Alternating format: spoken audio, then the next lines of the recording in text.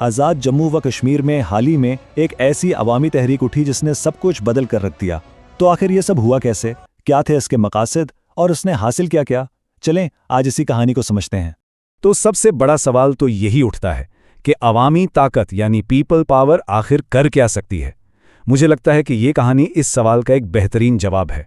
तो बात शुरू होती है साल 2023 से। ये वो वक्त था जब बढ़ती हुई महंगाई और जो बुनियादी सहूलियात हैं उनकी कमी ने लोगों में एक बेचैनी सी पैदा करना शुरू कर दी थी। अच्छा, तो इस एहतजाज की जो चिंगारी थी वो भड़की 3 बड़ी वजहों से। एक तो महंगाई जो आसमान से बातें कर रही थी, दूसरे बिजली के वो बिल जो किसी के काबू में नहीं आ रहे थे, और तीसरे बुनियादी सहूलियात की कमी। मतलब ये वो मसले थे जो सीधा हर घर पर असरअंदाज हो रहे थे। शुरू में जो रद्द-ए-अमल आया वो इतना बड़ा नहीं था, छोटे पैमाने पर था। अलग अलग इज़लाम में ताजरों ने कुछ जुज़वी हड़तालें की, कहीं छोटी मोटी रैलियां निकलीं, लेकिन यही वो बुनियाद थी जिस पर आगे चलकर एक बहुत बड़ी तहरीक की इमारत खड़ी होनी थी। अब देखें, जब एहतजाज बिखरे हुए हों तो उनका असर कम होता है, तो जल्द ही ये ज़रूरत महसूस की गई कि उन सबको एक प्लेटफॉर्म पर लाया जाए, और यहीं पर वजूद में आई जम्मू कश्मीर जॉइंट अवामी एक्शन कमेटी। ये आप समझ लें एक मुत्तहिदा महाज था जिसका काम था अवाम की सारी शिकायतों को इकट्ठा करके एक मुनज़्ज़म और ताकतवर तहरीक की शक्ल देना। तो 2023 में बुनियाद रखी गई और फिर कहानी दाखिल होती है 2024 में, और यहाँ आकर यह तहरीक बहुत ज़्यादा शिद्दत इख्तियार कर गई और देखते ही देखते पूरे खित्ते में फैल गई। इस तहरीक का जो फैलाव था वो हैरान कुन हद तक तेज़ था।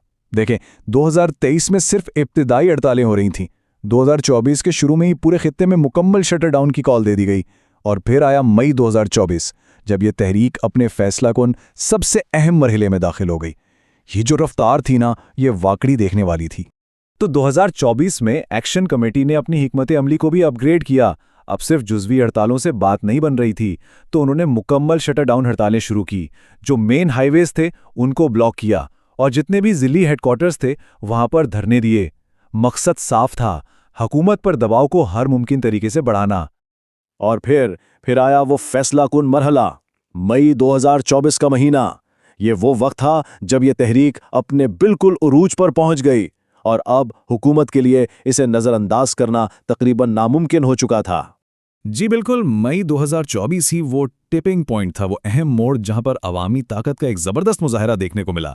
बस यही वो महीना था जब इस इज्तिमाई जिद्दोजहद ने सब कुछ बदल के रख दिया। तो इस दबाव को मज़ीद कैसे बढ़ाया गया? 2 बहुत बड़े इकदाम किए गए। सबसे पहले, पूरे आज़ाद कश्मीर में एक भी दुकान, एक भी कारोबार नहीं खुला, मुकम्मल शटडाउन। और उसके बाद तमाम पब्लिक ट्रांसपोर्ट भी मुअत्तल कर दी गई। अब सोचें, इन 2 इकदामों ने खित्ते की जिंदगी को एक तरह से बिल्कुल मफलूज कर दिया, और नतीजा, हुकूमत आखिरकार मुज़ाकरात की मेज़ पर आने पर मजबूर हो गई। अच्छा, तो एहतजाज तो कामयाब रहा, हुकूमत में इस पर भी आ गई, लेकिन अब बात करते हैं नताइज की, कि इन शदीद एहतजाजों के बाद जब मुज़ाकरात हुए तो अवाम के हाथ आखिर आया क्या? और यहाँ कामयाबी बिल्कुल वाज़ेह नज़र आती है। देखें, अवाम का मुतालबा था कि बिजली के रेट कम किए जाएं। हुकूमत ने वो सरकारी तौर पर कम कर दिए। उन्होंने कहा कि इजाफी चार्जेस और टैक्सेस से रिलीफ दिया जाए, तो कुछ चार्जेस ख़त्म भी कर दिए गए। आटे पर सब्सिडी मांगी गई तो उसकी कीमतें भी कम हो गईं। मतलब ये एक सीधी 2 टोक फतह थी। और बात यहीं पर ख़त्म नहीं हुई, कुछ दूसरे टैक्सों में भी नरमी की गई। और तो और अवामी मसाइल को मुस्तकिल बुनियादों पर हल करने के लिए नई कमेटियां बनाने पर भी इत्तफाक हुआ। इससे पता चलता है कि ये कामयाबी कितनी जामे थी, सिर्फ 1-2 मुतालबात तक महदूद नहीं थी। तो ठीक है, फौरी मुतालबात तो मान लिए गए, लेकिन सवाल ये है कि इस सब का तवील मुद्दती असर क्या हुआ?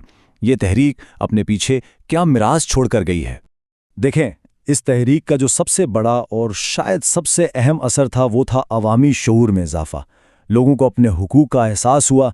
इसके अलावा अवाम को एक नया और बहुत मजबूत प्लेटफॉर्म मिल गया अपनी आवाज़ उठाने के लिए, और ज़ाहिर है सबके बाद हुकूमत पर जवाबदेही का दबाव भी बहुत बढ़ गया।